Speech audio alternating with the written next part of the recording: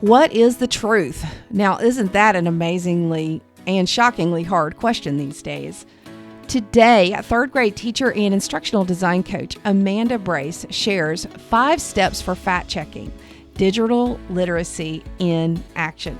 Episode 746. Welcome to the 10-Minute Teacher Podcast, hosted by author, educator, speaker, and mom, the Cool Cat teacher, Vicki Davis.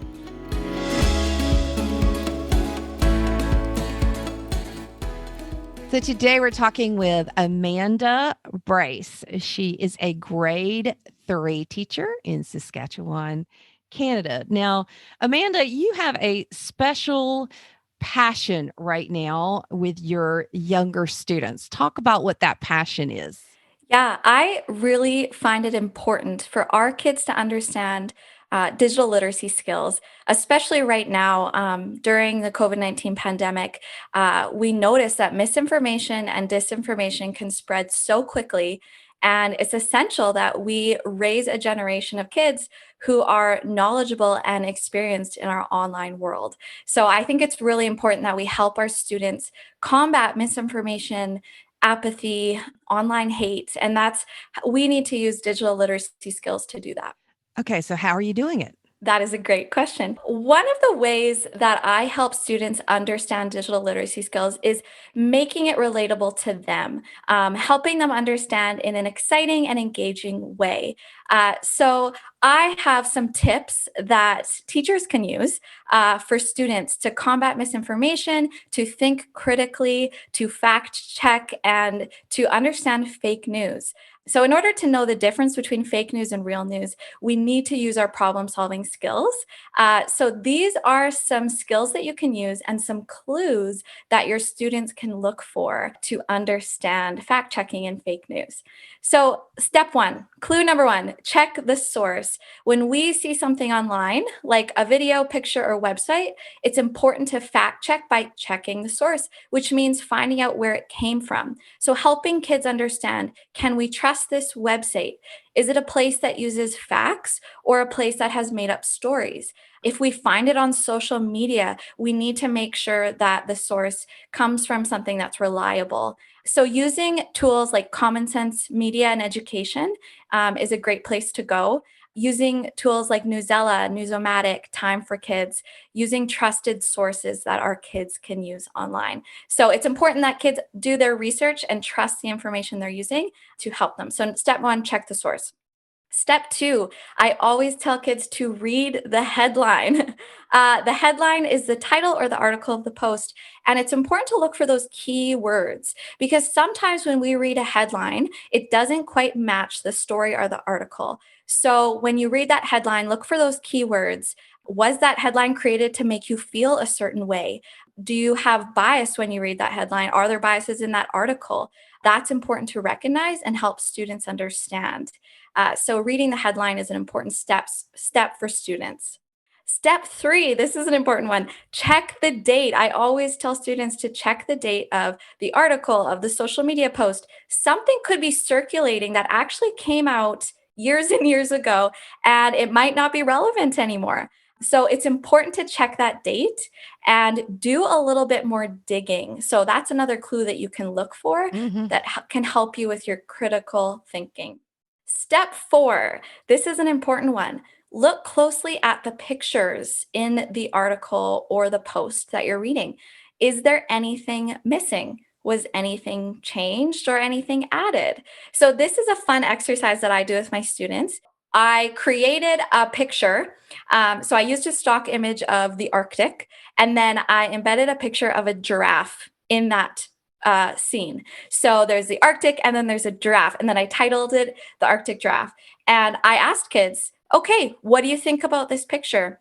Is it real? What are some facts we know about giraffes? Let's look it up. What are some facts that we know about the Arctic? And that helps them understand how critical thinking works. We can't just look at that picture and say, oh, that's a fact. That's true. It helps students when they start to understand in their own world, because they know what a giraffe is. They know what a habitat is. So it helps them understand and get to their level. So I really like using that activity. And then from there, what I do is I actually teach kids how to do a reverse image search. to see if that picture is true. Just a quick tip on how to do that. Go to images.google.com. You're going to click the little camera icon. You're going to paste or upload your image. So I would upload that giraffe image, and then you click search by image, and then you'll find out if that picture exists, where that picture came from, or where the source was, or even if it's even real. So that's a great way for kids to learn how to think critically and just do their fact checking. Well, and I want to say that if people know how to do reverse image search, you can protect them from catfishing, Yeah. because you can see if somebody's photo is being reused. Like, everybody should know how to do a reverse image search. Absolutely. Yes. So important. Yes. Especially with articles that we see online. Before you retweet or post, it's important to check those photos and those facts as well. It's also important to check videos too. Videos can also have fake content. So it's important to look at those clues for videos to figure out if it's real or fake as well. So that's step 4. The last step that I tell students to use is to ask yourself, is it helpful or is it hurtful? So one of the elements of digital literacy that doesn't get talked about a lot is the idea of using empathy online, being able to understand what you're sharing, and is it harming anyone? Are there voices left out of that? Are people hurt by this article or post or this conversation? So in order to do that, we need to have those vulnerable conversations with our students. We need to open up a discussion about empathy, teach them that empathy is putting yourself in someone else's shoes. So telling them when we see a video or read an article or look at an image, we need to ask ourselves, is there anyone left out of this story? Would this hurt someone's feelings? Would I hurt someone if I shared this online?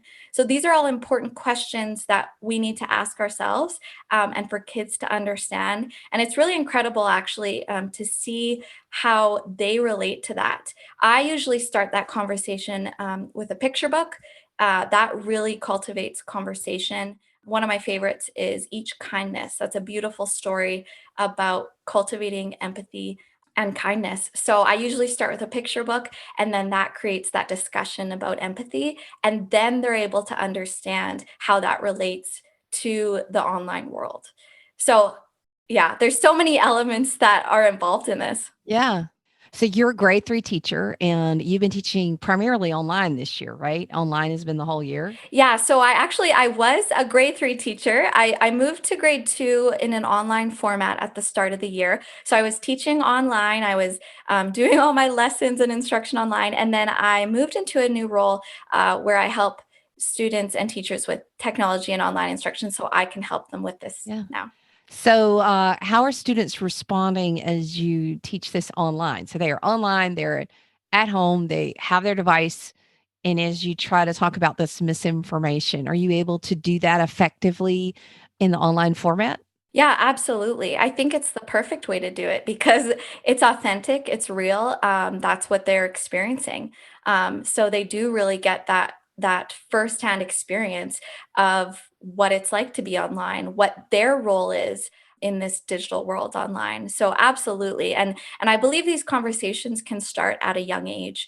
It's not something that we should be implementing halfway through their schooling career. I think it's something that we can implement early on so that as they grow up, they have this experience because technology is not going away anytime soon.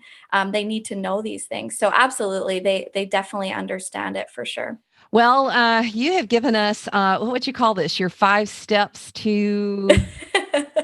Misinformation, fact yeah, checking. 5 fact checking steps. I like that. And it applies not only to young children, but to older children and adults. I was actually sitting here thinking, what if a second or third grade student has a different opinion about the validity of a source than their parents or grandparents? Do you teach them how to have meaningful, Yeah. respectful conversations when that happens? Yeah. Yeah, absolutely. No, it does. It creates that domino effect. And it's true. We all can be a part of that conversation. Yes.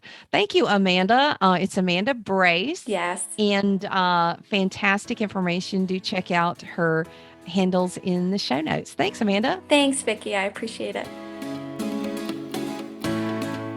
If you enjoyed today's 10-Minute Teacher podcast, why not subscribe on iTunes? You can also catch up with Vicki on Twitter at CoolCatTeacher or level up and learn with her blogs and free resources at CoolCatTeacher.com. Thanks for listening.